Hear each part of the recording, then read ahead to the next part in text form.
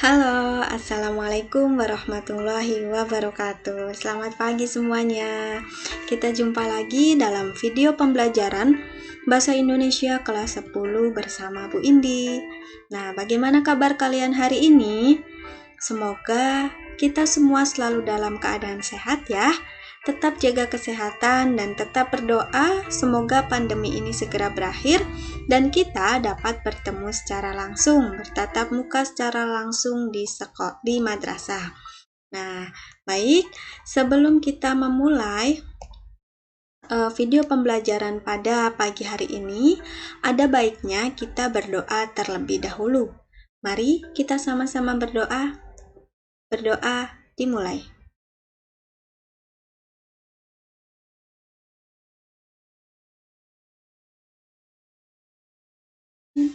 Terima kasih.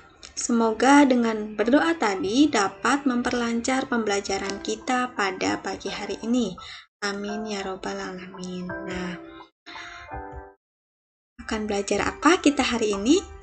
Ya, tentunya hari ini kita akan belajar mengenai teks yang sama dengan pembelajaran sebelumnya, yaitu teks LHO. Akan tetapi, pada pembelajaran kali ini kita akan mempelajari KD yang berbeda. Nah, pada pembelajaran kali ini KD-nya adalah KD atau kompetensi dasar 3.2, yaitu menganalisis isi dan aspek kebahasaan dari minimal 2 teks laporan hasil observasi. Nah, sebelum kita masuk pada KD 3.2, sebelumnya Ibu akan bertanya terlebih dahulu. Masih ingat apa itu teks LHO? Tentunya masih ingat ya. Ibu ulangi lagi di sini bahwa teks LHO merupakan teks yang menjelaskan informasi tentang suatu objek atau situasi setelah diadakannya observasi atau pengamatan secara sistematis. Ini sudah kita pelajari pada pembelajaran sebelumnya. Nah, sekarang hal apa saja yang akan kita pelajari pada pertemuan hari ini? Nah, ada 2 hal yang akan kita pelajari. Yang pertama, struktur dari teks LHO. Nah, yang kedua, yaitu kaidah kebahasaan dari teks LHO. Apa saja strukturnya, bagaimana kaidah kebahasaannya? Tetap simak baik-baik video ini ya. Nah, kita langsung saja. Apa saja sih struktur dari teks LHO? Mungkin salah satu dari kalian atau beberapa dari kalian sudah ada yang mengetahui struktur dari teks LHO, karena sebelumnya sudah kalian buka dulu tuh file buku bahasa Indonesia yang sudah Ibu berikan. Nah, kita pelajari pada video kali ini. Apa saja strukturnya? Struktur dari teks LHO ini ada 3. Apa saja? Yang pertama, pernyataan umum. Nah, yang kedua berupa deskripsi bagian. Dan yang ketiga ini berupa deskripsi manfaat. Nah, ketiga struktur ini itu harus ada dalam suatu teks LHO. Apa sih sebenarnya mengapa harus ada struktur ini dalam teks LHO? Karena struktur inilah yang menyusun teks LHO, yang menjadi patokan dalam menyusun teks LHO. Ada 3, yaitu pernyataan umum, deskripsi bagian, dan deskripsi manfaat. Oke, langsung saja untuk lebih jelasnya kita masuk pada penjelasan berikut. Nah, yang pertama ini pernyataan umum. Pernyataan umum itu apa? Nah, pernyataan umum ini berisi kalimat-kalimat yang menggambarkan fenomena atau situasi yang akan dipaparkan secara umum. Jadi, dalam suatu teks LHO itu diawali dengan pernyataan umum. Kalimat-kalimat yang menggambarkan apa yang akan kita bahas, apa yang akan kita tuangkan dalam tulisan. Misalkan, yang akan kita buat laporan hasil observasinya adalah pohon pisang. Pernyataan umum dari pohon pisang itu apa? Misalkan, pohon pisang merupakan salah satu pohon yang banyak ditemui di Indonesia. Itu sangat umum, itu merupakan gambaran umumnya. Kita akan membahas pohon pisang. Pernyataan umumnya itu ada di awal. Pohon pisang merupakan salah satu pohon yang banyak ditemui di Indonesia. Seperti itu. Pohon pisang ini sangat mudah dijumpai di pekarangan-pekarangan rumah atau di sawah juga ada, seperti itu. Itu adalah pernyataan umum dari suatu teks LHO. Nah, biasanya keseluruhan isi teks ini ada di pernyataan umumnya. Apa sih yang akan kita bahas dari suatu topik yang kita pilih? Ini ada di pernyataan umum, seperti itu. Nah, yang kedua, struktur yang kedua ini apa? Struktur yang kedua ini merupakan deskripsi bagian. Deskripsi itu apa? Deskripsi ini menggambarkan, memaparkan bagian, berarti memaparkan bagian-bagiannya. Nah, ini lebih jelasnya. Berisi perincian atau pembagian dari objek yang digambarkan, dari fenomena yang akan dibahas. Yang dibahas itu merupakan ada deskripsi bagiannya. Misalkan, tadi membahas tentang pohon pisang. Deskripsi bagiannya ini apa? Nah, pohon pisang ini terdiri dari beberapa bagian. Ada batang pohonnya, ada daunnya, ada buahnya, ada jantungnya.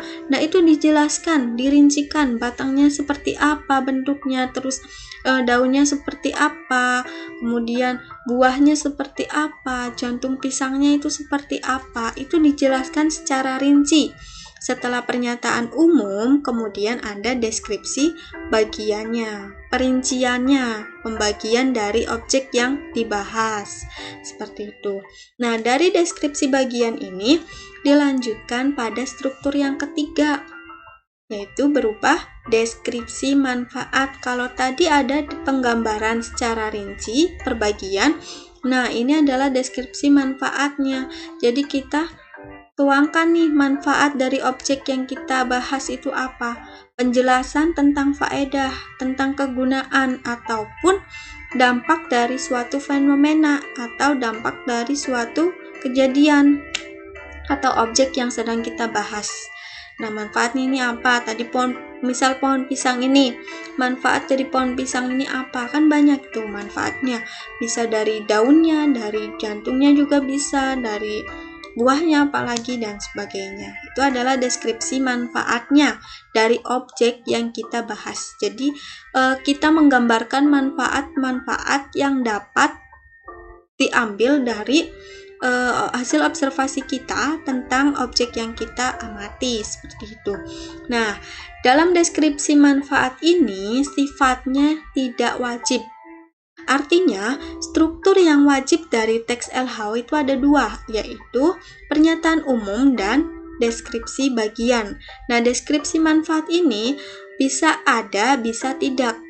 Akan tetapi, lebih baik jika deskripsi manfaat ini dicantumkan dalam menulis laporan hasil observasi, seperti itu. Nah, jelas ya untuk strukturnya ada 3, apa saja tadi? Penjelasan umum atau pernyataan umum, deskripsi bagian, dan deskripsi manfaat. Nah, langsung kita masuk pada bagian yang selanjutnya. Apa saja sih kaidah kebahasaan dari teks LHO? Ada yang sudah tahu? Nah, kita bahas ya di sini. Kaidah kebahasaan dari teks LHO ini ada beberapa bagian. Nah, ini ada bagian yang pertama, itu kata keadaan, kemudian kata benda, dan yang ketiga kata pengelompokan. Apa hanya 3 ini saja? Tidak, tapi ada beberapa bagian lagi dari kaidah kebahasaan teks LHO. Selanjutnya, itu yang keempat ada kata kerja material. Kemudian ada kata kopula, dan yang terakhir adalah kata teknis. Dari ke-6 kaidah kebahasaan ini akan kita jelaskan satu persatu. Nah, langsung saja pada bagian yang pertama, ini adalah kata keadaan. Apa sih kata keadaan itu? Kata keadaan dapat diartikan sebagai kata yang menggambarkan atau bermakna suatu keadaan dari objek yang dipaparkan, dari fenomena yang dibahas. Misalkan objeknya atau fenomenanya adalah fenomena alam. Misal tentang bencana banjir, itu kita amati, kemudian keadaannya itu seperti apa, kata-kata keadaan, bagaimana keadaan saat banjir itu dijelaskan banyak menggunakan kata keadaan ketika yang kita amati adalah fenomena alam, misal banjir tadi, itu kita gunakan kata keadaannya. Kemudian bagian yang kedua, ini kata benda. Jelas ya, kata benda. Kata benda ini bisa berupa peristiwa umum atau sebagai objek utama pemaparannya. Jadi ini kata benda adalah kata-kata yang digunakan dalam objek pemaparan kita. Misalkan objek yang kita gunakan itu adalah pohon pisang. Ya, kata bendanya itu adalah pohon pisang itu. Bisa jantung pisangnya, buah pisangnya, dan sebagainya. Itu adalah kata benda atau peristiwa umum yang digunakan sebagai objek utama pemaparannya. Kemudian yang ketiga, ini berupa kata pengelompokan. Apa sih itu kata pengelompokan? Dari kata dasar kelompok. Nah, kata pengelompokan ini banyak digunakan dalam teks laporan hasil observasi. Karena apa? Menyatakan pengelompokan, kata yang menyatakan pengelompokan. Contohnya, terdiri atas, dipilah, dikelompokkan. Nah, contohnya nih, dalam penggunaan kalimat, misal tadi kita melakukan observasi terhadap pohon pisang. Pohon pisang ini terdiri atas beberapa bagian, yaitu batang pohonnya, daun pisangnya, buah pisangnya, jantung pisangnya, dan jantung pisangnya. Itu ada kata-kata terdiri atas, itu dikelompokkan. Jadi kata pengelompokan ini biasanya merupakan terdapat pada bagian awal sebelum masuk pada bagian deskripsi bagian.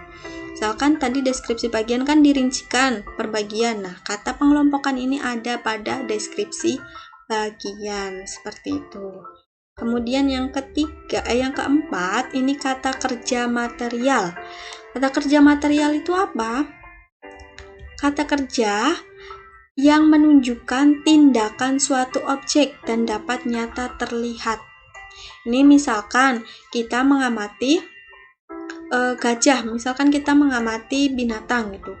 Itu adalah kata kerja yang menunjukkan tindakan dari suatu binatangnya. Misalkan gajah yang kita amati. Gajah itu menggerakkan ekornya. Gajah itu mengibaskan ekornya. Gajah itu menggerakkan telinganya. Itu ada kata menggerakkan. Ini adalah berupa kata kerja material, menunjukkan tindakan dari si gajah itu sebagai objek yang kita amati, yang kita lakukan observasi. Itu adalah merupakan kata kerjanya tadi menggerakkan. Jadi kata kerja ya. Seperti itu. Nah, yang selanjutnya, yang nomor 5, ini kata kopula. Apa sih kata kopula ini? Kata kopula merupakan kata yang berfungsi untuk menjelaskan pengertian atau konsep. Maksudnya seperti apa? Di sini adalah menjelaskan pengertian atau konsep. Ada suatu pengertian, nah ada kata kopulanya. Kata kopula ini berupa yakni, yaitu, adalah, merupakan. Contohnya nih, pohon pisang merupakan pohon yang banyak ditemui di Indonesia. Kata merupakan ini yang termasuk dalam kata kopula karena dia berfungsi untuk menjelaskan dari kata sebelumnya, yaitu pohon pisang. Dijelaskan dengan perantara kopula merupakan, kemudian kalimat selanjutnya, pohon yang banyak ditemui di Indonesia, seperti itu. Jadi ingat-ingat, kata kopula ini bisa berupa adalah, merupakan, yakni, yaitu. seperti itu ya, yang menggambarkan pengertian. Jelas ya? Nah, selanjutnya yang bagian terakhir. Bagian terakhir ini berupa kata teknis. Apa itu kata teknis? Kata teknis ini merupakan kata yang berkaitan dengan objek atau isi dari teks yang kita buat, teks LHO yang kita buat. Contohnya, kalau kita mengamati objek tentang gajah tadi, dia kata teknisnya apa? Misalkan memiliki telinga yang lebar dan sebagainya. Nah, kata teknis dalam objek gajah ini tentu ada memiliki telinga yang lebar. Nah, memiliki telinga yang lebar tentu tidak ada dalam teks LHO tentang jerapah. Itu tidak mungkin ada karena jerapah tidak memiliki telinga yang lebar. Jadi kata teknis ini berkaitan erat dengan objek yang kita bahas. Misal tadi, jantung pisang, itu ada di pohon pisang, tetapi tidak ada di pohon mangga. Seperti itu misalkan yang kita amati. Di kata teknis ini, kata-kata yang berkaitan atau istilah teknis yang ada dalam objek yang kita amati. Jadi tidak mungkin kita mengamati pohon mangga ada jantung mangga, seperti itu. Kita mengamati gajah tidak ada kata leher panjang, seperti itu. Jelas ya? Nah, untuk lebih jelasnya, Ibu cantumkan contohnya nih, contoh dari teks LHO. Di sini judulnya adalah Taman Nasional Baluran. Ini termasuk fenomena apa? Fenomena alamnya. Nah, Taman Nasional Baluran merupakan perwakilan ekosistem hutan spesifik kering di Pulau Jawa. Hutan di taman ini terdiri atas tipe vegetasi savana, hutan mangrove, hutan musim, hutan pantai, hutan pegunungan bawah, hutan rawa, dan hutan yang selalu hijau sepanjang tahun. Taman Nasional Baluran memiliki berbagai macam flora dan fauna serta ekosistem. Tumbuhan di Taman Nasional ini sebanyak 444 jenis. Di antara jenis tumbuhan di sini terdapat tumbuhan asli yang khas dan menarik, yaitu Widoro Bukol, Mimba, dan Pilang. Widoro Bukol, Mimba, dan Pilang merupakan tumbuhan yang mampu beradaptasi dalam kondisi yang sangat kering, masih kelihatan hijau. Walaupun tumbuhan lainnya sudah layu dan mengering, tumbuhan yang lain seperti asam, gadung, kemiri, gebang, api-api, kendal, manting, dan kepuh. Di taman ini juga terdapat 26 jenis mamalia, di antaranya banteng, kerbau liar, ajak, kijang, rusa, macan tutul, kancil, dan kucing bakau. Satwa banteng merupakan maskot atau ciri khas Taman Nasional Baluran. Selain itu, terdapat sekitar 155 jenis burung di antaranya, termasuk yang langka seperti layang-layang api, tuwuk atau tuwuk Asia, burung merak, kemudian ada ayam hutan merah, kangkareng, rangkong, dan bangau tongtong.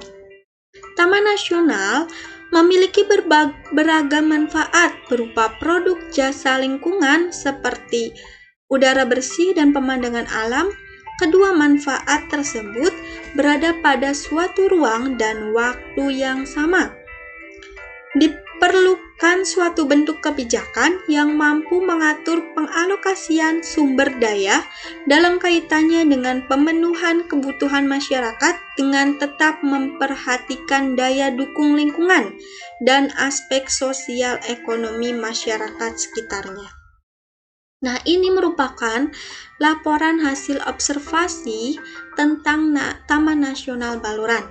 Coba kita bahas, kita selidiki dari strukturnya. Struktur yang pertama tadi apa? Pernyataan umum. Nah, tadi pernyataan umum ini ada di awal. Bagian mana dari Taman Nasional Baluran ini yang termasuk pernyataan umum? Nah, pada paragraf pertama. Taman Nasional Baluran merupakan perwakilan ekosistem hutan spesifik kering di Pulau Jawa. Ini merupakan pernyataan umum, gambaran umum tentang Taman Nasional Baluran. Kemudian yang kedua adalah deskripsi bagian. Ini di paragraf selanjutnya, tepatnya pada paragraf 2, paragraf 3, paragraf 4, dan paragraf 5. 2, 3, 4, 5. Itu ada tumbuhan di Taman Nasional ini sebanyak 444 jenis. Ini merupakan deskripsi bagian. Kemudian di paragraf 2 ini kan dijelaskan jenisnya itu apa saja. Paragraf ketiga ada tumbuhan lainnya. Nah, paragraf keempat ada di taman ini juga terdapat 26 jenis mamalia. Ini bagian dari jenis yang mamalia. Kemudian yang paragraf kelimanya itu ada deskripsi bagian tentang jenis burung di Taman Nasional Baluran. Seperti itu. Nah, ini merupakan deskripsi bagiannya. Kemudian di paragraf ke-6 atau paragraf terakhir ini merupakan deskripsi manfaat. Di sini dijelaskan manfaatnya secara jelas. Taman Nasional memiliki beragam manfaat berupa produk jasa lingkungan seperti udara bersih dan pemandangan alam. Ini adalah manfaat dari adanya Taman Nasional Baluran, seperti itu. Nah, dalam teks ini berarti lengkap. Ada struktur pernyataan umum, deskripsi bagian, dan deskripsi manfaat. Dijelaskan secara lengkap. Kemudian kita lihat dari kaidah kebahasaannya. Yang pertama itu apa? Kaidah kebahasaan yang pertama tadi kata benda. Nah, kata bendanya ini berupa Taman Nasional Baluran ini, kemudian tumbuhan yang ada, itu adalah kata-kata benda dari Taman Nasional. Nah, yang kedua adalah kata kerja. Kata kerja dari Taman Nasional Baluran, karena Taman Nasional Baluran ini bukan termasuk makhluk hidup yang bisa bergerak ya, tapi di sini kan ada binatang-binatangnya, itu bisa dijadikan untuk kata kerja. Ini pada paragraf kedua dan pada paragraf kedua baris kelima di situ ada, dan pilang merupakan tumbuhan yang mampu beradaptasi dalam kondisi yang sangat kering. Mampu beradaptasi ini merupakan kata kerja material dari suatu objek. Objeknya apa? Nah, objeknya itu tadi si pilang ini merupakan salah satu tumbuhan di Taman Nasional Baluran. Nah, selanjutnya kaidah kebahasaan yang selanjutnya merupakan kata kopula. Tadi kata kopula contohnya apa? Ada, adalah, merupakan, yakni. Nah, di sini jelas, sangat jelas. Taman Nasional Baluran merupakan. Ini termasuk dalam kata kopula, seperti itu.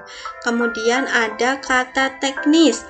Kata teknisnya apa? Dalam Taman Nasional Baluran itu ada tumbuhan, ada mamalia, itu ada burung dan sebagainya. Ini merupakan kata-kata teknis dalam Taman Nasional Baluran. Kemudian ada kata pengelompokan. Yang terakhir adalah kata pengelompokan. Tadi di antara, misal nih paragraf kedua,